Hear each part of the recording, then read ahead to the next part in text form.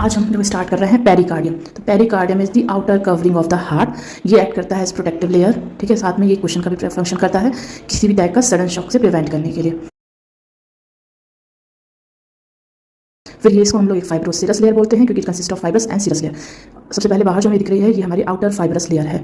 Upward extend करती है up to great vessels के एडेंटिशिया के साथ फ्यूज हो जाती है, और डाउनवर्ड एक्सटेंशन आते हैं तो डायफ्राम से फ्यूज हो रही है on to the central tendon. Diaphragm में दो क्रक्स होता है, बीच में होता है सेंट्रल टेंडन, तो ये सेंट्रल टेंडन से फ्यूज हो जा रही है। अब ये जो कनेक्शन दिख रहा है जो हमारे फाइब्रस पेरिकार्डियम से एंटीरियर थोरेसिक वॉल की तरफ जा रहा है इनर सर्फेस, ये एक लिगामेंटस एक्सटेंशन है जिसको हम कहते हैं पेरिकार्डियो स्टर्नल लिगामेंट या स्टर्नो पेरिकार्डियल लिगामेंट। और साझा है ये लिगामेंट हमारा एंटीरियर मीडियस्टर्नम का कंटेंट है क्योंकि इस फाइब्रस पेरिकार्डियम के सामने हमारा एंटीरियर मीडियस्टर्नम है और दोनों तरफ फाइब्रस लेयर के बीच में हमारा मीडियम मीडियस्टर्नम है जिसका कंटेंट है हमारा serous pericardium, phrenic nerve and the heart. तो अब हम जो हटा चुके हैं वो है फाइब्रस लेयर, हटा दिया आउटर फाइब्रस। अब जो हमें नेक्स्ट लेयर दिख रही है अब सीरस पेरिकार्डियम स्टार्ट है।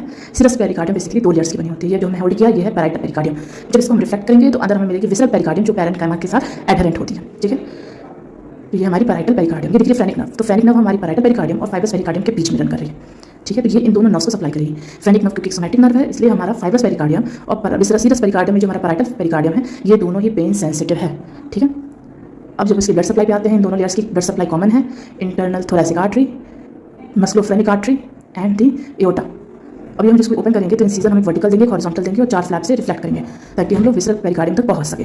और फ्लैप बना लिया, ये हम दिखाई थे फ्रेनिक नर्व सप्लाई जा रही थी फाइब्रस पेरिकार्डियम और पैराइटल पेरिकार्डियम के बीच में और दोनों को नर्व सप्लाई दे रही थी और इसलिए दोनों पेन सेंसिटिव था। लेकिन अब जब हम लोग रिफ्लेक्ट कर रहे हैं पैराइटल पेरिकार्डियम तो फ्रेनिक नर्व अंदर नहीं जा रही है, यानी कि हमारी विसरल पेरिकार्डियम की सप्लाई ऑटोनॉमिक नर्वस सिस्टम करती है, यानी sympathetic from the vagus and parasympathetic from the vagus and sympathetic from the T2 से T5 क्योंकि फ्रेनिक नर्व बाहर बाहर जा रही है। अब हम लोग जो देख रहे हैं ये visceral pericardium it is adherent to the parenchyma of the heart.